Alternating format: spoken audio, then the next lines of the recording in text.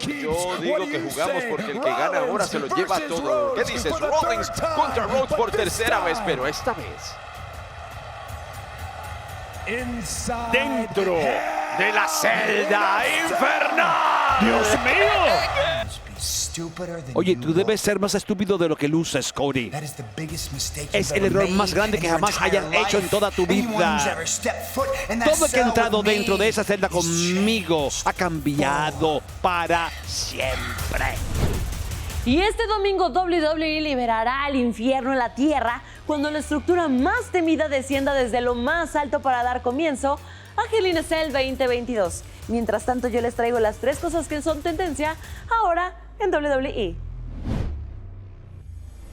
Hell in a Cell está a la vuelta de la esquina y el combate que está generando más expectativa entre los fans es sin duda alguna Seth freaking Rollins vs Cody Rhodes parte 3. Luego de que Rollins atacara a Rhodes durante su combate titular contra Theory, costándole la pesadilla americana la posibilidad de hacerse con el oro, Cody Rhodes dijo que se ha dado cuenta que nunca será el sueño americano. Entonces, ¿por qué no aceptar la pesadilla? Y retó a Seth freaking Rollins a un tercer encuentro, pero esta vez dentro de la celda infernal en Hell in a Cell. Rollins le dijo que era un tonto, pues todos los que han entrado a la celda con él han sido cambiados para siempre, y aceptó el combate.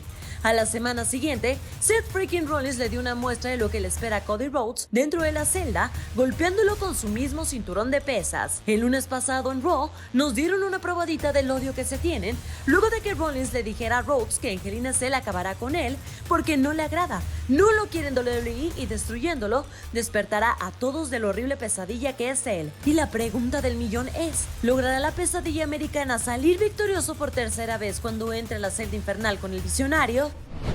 Lo que una vez fueron risas se han convertido en un odio profundo y destructivo. Luego de que Loco Moss saliera de la sombra del feliz Corbin al ganar la batalla real conmemorativa de Andre el Gigante, nadie se imaginaba lo que vendría después. La enemistad entre los dos ex amigos creció de tal manera que los llevó a enfrentarse en WrestleMania Backlash, donde Loco Moss se impuso sobre Corbin. Enfurecido por la derrota, Corbin atacó horriblemente a Moss en la edición del 13 de mayo de SmackDown, atrapando la cabeza del bromista en una silla de acero y arrojando el trofeo sobre el cuello de Loco Moss, enviándolo al hospital con una contusión cervical. El viernes pasado, Moss regresó a la marca azul tras su lesión y se enfrentó al feliz Corbin buscando revancha por el ataque. El Loco Moss se armó con una silla y castigó con brutales golpes en la espalda a Corbin. Los oficiales de WWE tuvieron que salir a calmar los ánimos y Adam Pearce anunció una lucha sin restricciones entre los dos para WWE Hell in a Cell este domingo en Chicago.